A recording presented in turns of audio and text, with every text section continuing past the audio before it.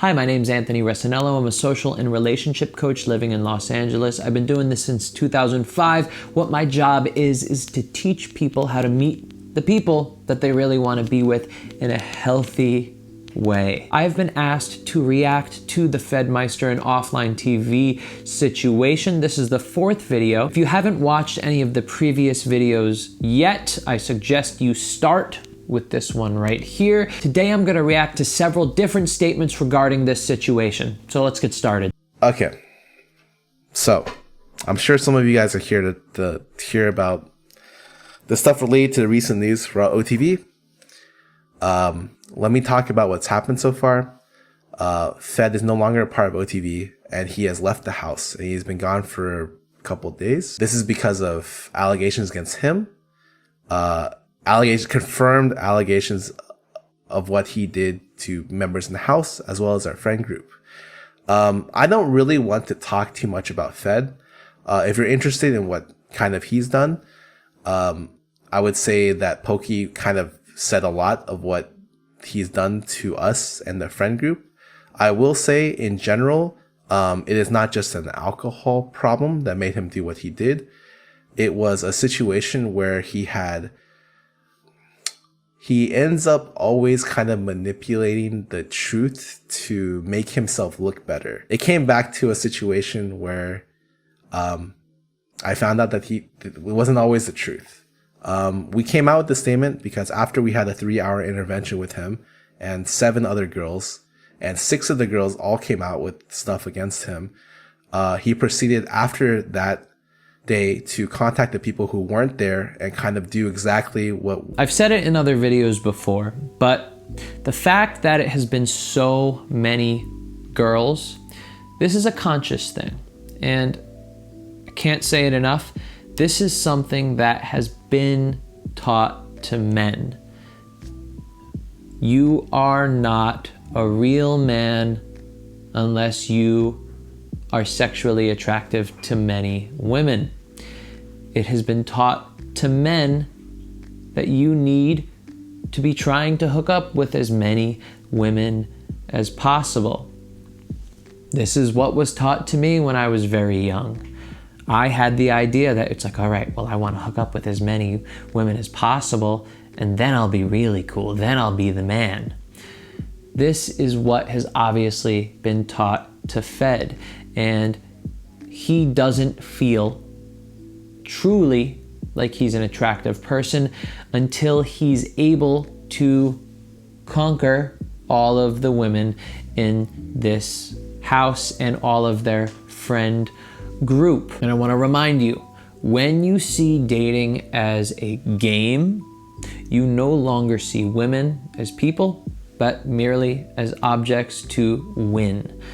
And when you do that, you lose any care, or you lose most of your care, or some of your care, or any care for the people in question. What becomes most important is not how they feel or the connection that you might have together, but the possibility of them admiring you, loving you, being attracted to you, thinking that you are the manliest man of all men. Again, so many boys are taught this from a young age in movies, TV, culture, their friends, their family.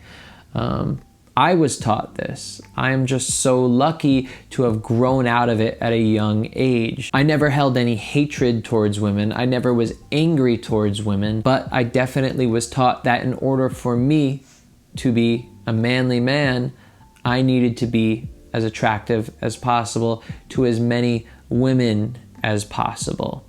This creates a really unhealthy place in our head, and it creates a really unhealthy relationship with women.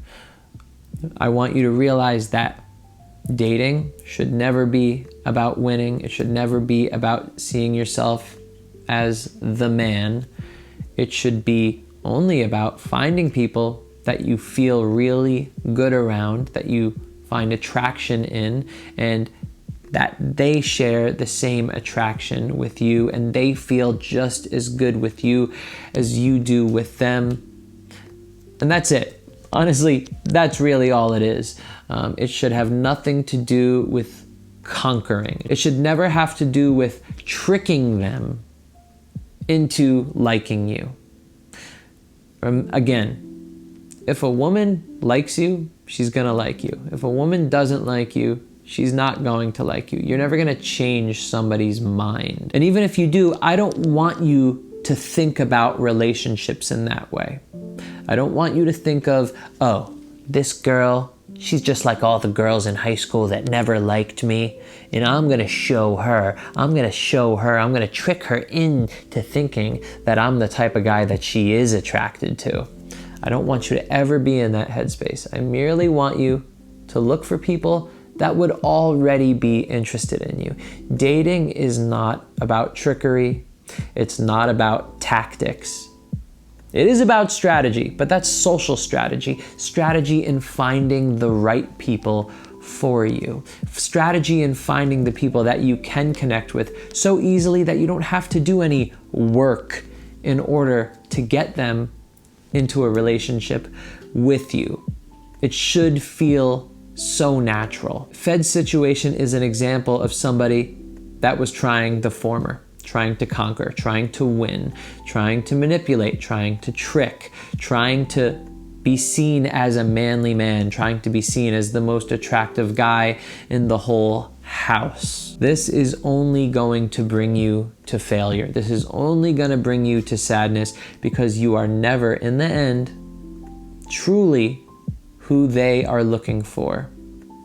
So you are always going to end up in disappointment. In the end, the ego never wins. You know what? One thing that annoys me about like all this allegation stuff on social media, I don't know what the term is. Is it virtue signaling? But there are some, sleazy guys in any scene, some creepy guys in any scene, just lays it on a little too thick. Just a little too, hovery, a little too, what's the word? And like, I know a lot of these guys, they're thirsty as fuck. And they would be like commenting like all this, oh yeah, I'm with you. Ladies, I support women. I'm trustworthy. All my girls vouch for me. And I'm like, I know what you did, motherfucker. I know the way you behave around women at parties. But I can't, I just like... And there's quite a few of them. And people think I'm talking about Fed. I'm not talking about Fed. Fed, like, he has his thing, but I'm talking about, like, the people who... I don't know, I probably shouldn't have been... I should have talked about this because I'm not going to name names. But I know who you are. It's just, I can understand why there's so much stories coming out. And I used to think, I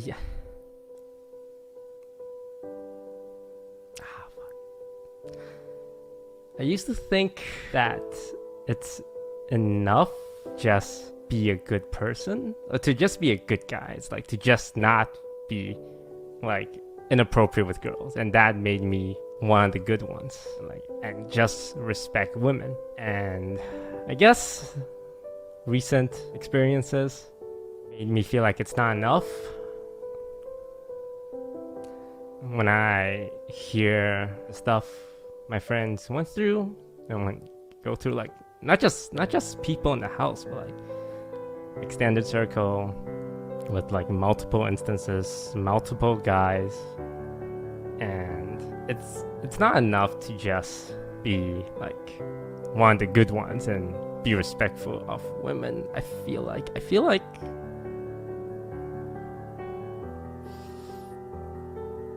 there's always more I could have done. Like, not just for the girls, but just like when I see it happening, I feel like I should have said something or said more and was more firm and more encouraging. I don't know. I know it's not my fault and like and all, but you just think if I was more perceptive, if I knew like the stuff people go through, guys and girls, I could have changed something. You know, this friend group, you know, I could see why the women in OTV were so shocked to see how Fed was treating them, because it seems that every person in this friend group is so sweet and caring and pure and kind-hearted and only has good intentions for their friends. So when they see something wrong happening, it kind of confuses them. It's like, what the heck is going on? I thought you were my friend in a platonic way, and now you're changing the dynamic entirely. And just to see this guy disguised Toast's reaction to it and reaction to other situations that he sees and how much he cares for his friends, it's really true. It's not enough to just respect women, but I believe, just like he said, it's so important to speak up and to teach other men how to act and to let them know when they're acting out of line. That is what a true man does. I'm going to have a little bit of a rant, and I haven't researched everything, so I don't have all the details. So maybe there's something extra to this story that I just don't know about, right? But I just read a Me Too movement or Me Too statement about these gamers. They live in a gamer house. One's a guy, one's a girl. The guy's drunk. He jumps into her bed. He's like putting his hand up against her chin. He like grabs her hand, kisses it. He grazes his hand across her chest. And the girl says, I was so shocked by all these three things that I just didn't even react. I just was froze. I didn't say anything. It's your responsibility to say something. If a guy's making a moves on you and you don't want that to happen, you got to say no. Like that's your responsibility. You have to say no. You can't just not do anything and then be like, he wronged me. What? You gotta say no. So I don't need to watch any more of this jabroni. I've talked about it in a previous video. Keemstar is coming at this from his own perspective. In other words, from a man's perspective. A man has been taught to be assertive and speak up as soon as they say something and not care about the consequences, not care about what people think of them. Women have been taught to keep their mouths shut. Women have been taught for when something happens that's awkward is to just hope something passes, goes away, so drama doesn't happen. It is very hard for men to step in a woman's shoes because they were not raised to be a woman. I personally remember in the past when I would hear about sexual allegations similar to these, and I would say, well, why didn't she just say no? Tell him to get the hell out. Why did I feel that way? Because again, I was raised as a man. I was raised to have the headspace of what a man would do when something wrong happens. You fight back. Women are not taught to fight back. That is not what the patriarchy, the world, society expects of them or has wanted from them. Women have been expected and raised to be submissive to things, to when they feel awkward about something, to just hope it goes away, hope it passes. Second of all, Keemstar does not know the relationship between Yvonne, Lily, and Fed. He does not know that they are very close, they are very good friends, platonic friends. So he does not understand that when Fed comes into their bed and does this, the women don't know how to react because they go, wait a second, he's my friend. Is this crossing the line? Because again, like he said, it's not something so horrible. Oh, touching your hand. It's not the worst thing in the world. He's not jumping in there and just assaulting them, raping them, right? He's doing a little bit more manipulative things. So he doesn't know the dynamic between the men and the women in the house. They're all best friends. They're all platonic friends. They're friends to the point where Fed sleeps in their beds, comes in and sleeps in their beds and does it regularly. So one night when he does it, he's already created this behavior, this habit of it being okay for him to be in their bed. So the next move of grabbing their hand, he maybe has done that before. So the boundaries that he's crossing are incremental to the point where it feels awkward to speak up about the next incremental boundary that he crosses without consent. Keemstar is not aware of this, or he might not even care about these things. We never stop and think, well, instead of them saying no, why doesn't he not do it in the first place? If he's interested in those women, why doesn't he wait until he's sober and they're not in their beds at night going to sleep, and he express his interest in them in a normal way, in a way that feels safe for them? So I don't think Keemstar needs to worry about how those women act or behave. He needs to put himself in the man's shoes. But to show that toxic masculinity is not just something that happens and only happens with younger men. I mean, Keemstar's in his late 30s. He should understand relationship dynamics now to the point where he shouldn't be saying things like, why didn't that girl say no? Come on. And it just shows how deep toxic masculinity is embedded into dating culture, that even older men are still following it, are still blinded by it. And lastly, in this video, I'd like to read FEDMYSTER's statements on Twitter. I mean, it's a pretty boilerplate statement, and if I'm pretty sure he didn't even apologize. Am I right? So I noticed that he said, I want to start off this statement by apologizing for my absence for the past few days.